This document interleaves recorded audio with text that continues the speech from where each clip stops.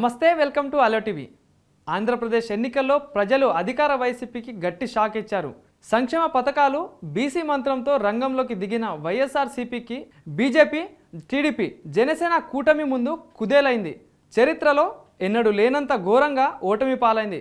గత ఎన్నికల్లో వైసీపీ దెబ్బకు తెలుగుదేశం పార్టీ ఎలా కృంగిపోయిందో ఈసారి ఎన్నికల్లో సేమ్ సీన్ రివర్స్ అయింది.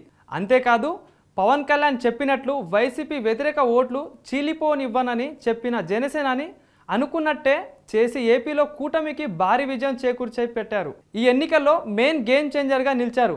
అయితే ఎన్నికల్లో కూటమికి ఘన విజయం సాధించి పెట్టిన పవన్ కళ్యాణ్కు ఏపీలో 12న ముఖ్యమంత్రిగా చంద్రబాబు నాయుడు ప్రమాణ స్వీకారం చేయనున్నారు. ఈ నేపథ్యంలో పవన్ కళ్యాణ్ డిప్యూటీ సీఎంగా ప్రమాణ స్వీకారం చేయనున్నట్లు సమాచారం. డిప్యూటీతో పాటు హోంశాఖ బాధ్యతలను పవన్ కళ్యాణ్ తీసుకునే అవకాశాలున్నాయి.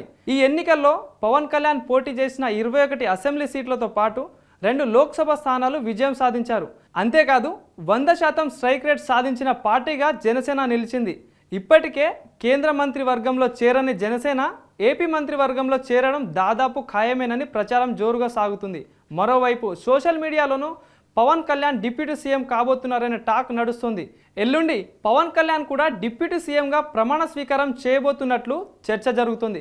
కొందరు ఈ అంశాన్ని ప్రస్తావిస్తూ ట్వీట్ చేస్తున్నారు. పవన్ కళ్యాణ్ ఉప ముఖ్యమంత్రి కాబోతున్నారని, ప్రమాణ స్వీకారానికి తాము కూడా వెళ్తామని కొందరు జనసేన సైనికులు జోరుగా చర్చించుకుంటున్నారు. అయితే చంద్రబాబు మంత్రివర్గంలో పవన్ కళ్యాణ్తో పాటు మరో 4 మంత్రులుగా ప్రమాణ స్వీకారం చేసే అవకాశాలున్నాయి. అటు బీజేపీకి కూడా మంత్రివర్గంలో 2 సీట్లు దక్కే అవకాశాలు పుష్కలంగా ఉన్నాయి. మరి పవన్ కళ్యాణ్ ఏపీ మంత్రివర్గంలో చేరి ఆ బాధ్యతలు స్వీకరిస్తారా లేదా అనేది చూడాలి. మరోవైపు పవన్ కళ్యాణ్ పూర్తి చేయాల్సిన సినిమాలున్నాయి. ఈ నేపథ్యంలో పవన్ కళ్యాణ్ ఏపీ మంత్రివర్గంలో చేరుతారా అనేది కూడా డౌటే. 12న చంద్రబాబు ప్రమాణ స్వీకారంతో పాటు పవన్ కళ్యాణ్ మంత్రిగా ప్రమాణ స్వీకారం చేస్తే సరి, లేకపోతే ఈసారి మంత్రివర్గంలో చేరకుండా బయట నుంచి జనసేనకు మద్దతు ఇచ్చే అవకాశాలున్నాయి. లేకపోతే పవన్ కాకుండా తన ఎమ్మెల్యేలను ప్రభుత్వంలో భాగస్వామ్యులుగా చేరుస్తారా అనేది తెలియాల్సి ఉంది. మరి పవన్ కళ్యాణ్ డిప్యూటీ సీఎం పదవిని తీసుకోబోతున్నారా లేదా అన్నది తేలాలంటే 2 రోజులు ఆగాల్సిందే.